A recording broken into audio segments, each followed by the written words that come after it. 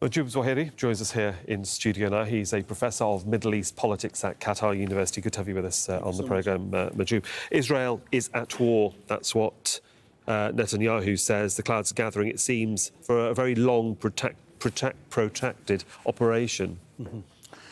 I mean, what happened in the last few hours absolutely is game-changing. Game-changing on to the politics of the region. And I think the region will be different post-7th of October 2023. For the first time, non-state actor resistant movement decided to react against the occupier and make all of this in a few hours and achieve a lot in terms of militarily, and also the major thing is the image and the narrative they have created so far. I think the Israeli side is facing a real challenge on tackling the image and that has been created in the last few hours, and also the narrative created by Hamas. I think there's also complicated the role and the reaction of different players, whether regional player or international players. Mahjoub, stay with us because we also have another guest joining us from Tel Aviv. Raphael Jeruslamy is joining us as a former intelligence officer as well for the Israeli army. Good to have you with us on the programme as well. You've just been listening to what our academic here has been saying. Can I just get your initial reaction about the challenges that are faced now by the Israeli Defence Forces when it comes to the operation that's been led by Palestinian factions fighting from Gaza?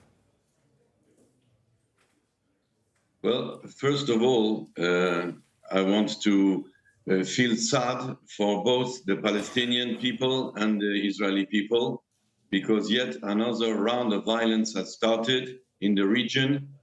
Of late, thousands and thousands of Gazan workers had permits to work in Israel. Thousands and thousands of Palestinians from the West Bank had permits to work in Israel. And things were looking a bit better with a possible normalization with Saudi Arabia. And all of a sudden, unfortunately, we were taken by surprise, absolute surprise. So the Hamas, of course, is now triumphant because they managed to put up this operation, an operation who, for so far, has only made civilian casualties. And now we are at war. Unfortunately, this time, as opposed to different rounds that opposed Gaza to Israel, this time it's a full-fledged war, meaning that this time the answer of the IDF, of the Israeli forces and government, will be much more prolonged, muscled, and violent. And it's regretful because of the amount of casualties this morning, the IDF and the Israeli government have no choice but to retaliate. But maybe this time, I think the countdown of the life of the Hamas has started.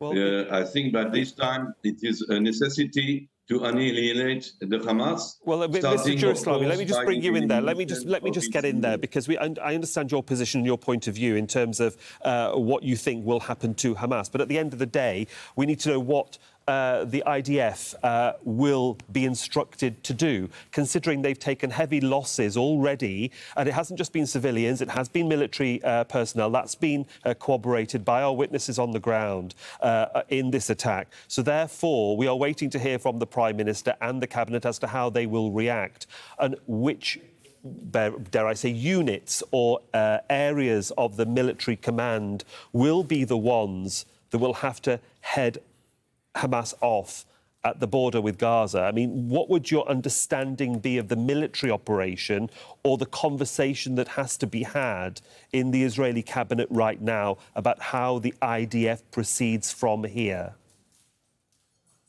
Okay, so on the ground, the first emergency is to take care of these villages, Israeli villages on the border with Gaza, that have been invested by Hamas terrorists.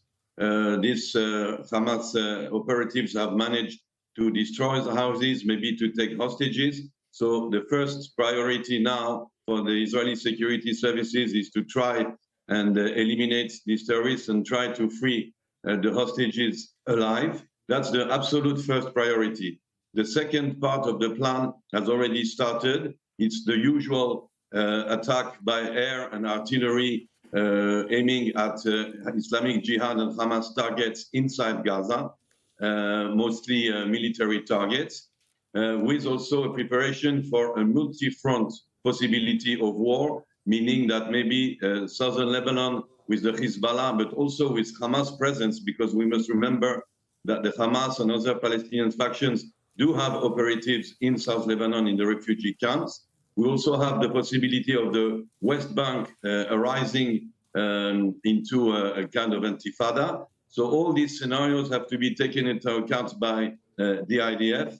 And that's why we call it a war already. It has a name. The name is called the Swords of Iron. And that's why also there is a massive, I can say massive because we're speaking of tens of thousands of reserve soldiers and officers being called into immediate action. And very high-ranking officers have been already delegated to the south of Israel to manage the situation. So there is an all-out war. The political level will have to decide up to what stage they wish to escalate.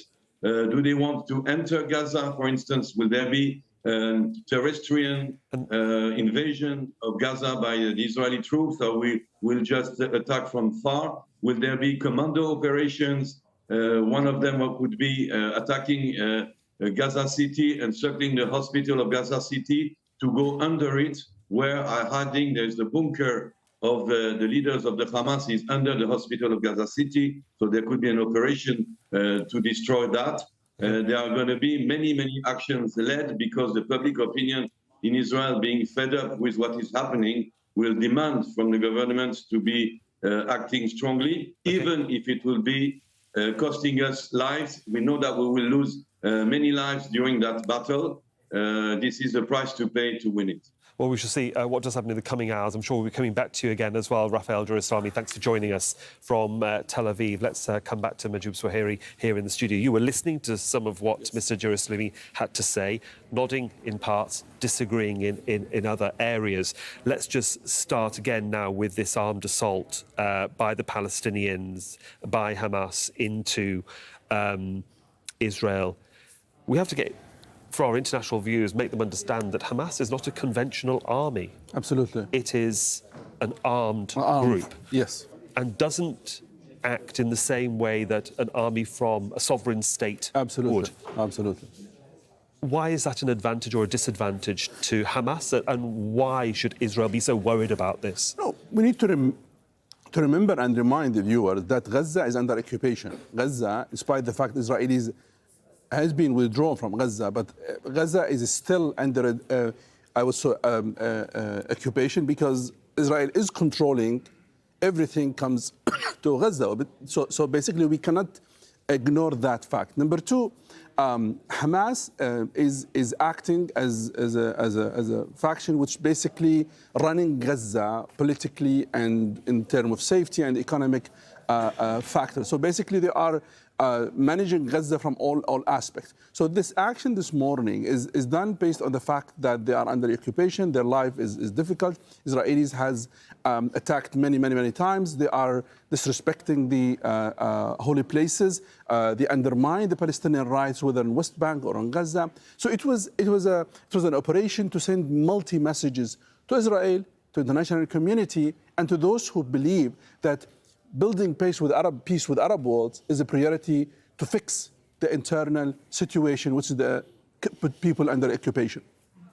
Mahjoub, of course, we'll continue to speak to you throughout the day. For the moment, thanks very much.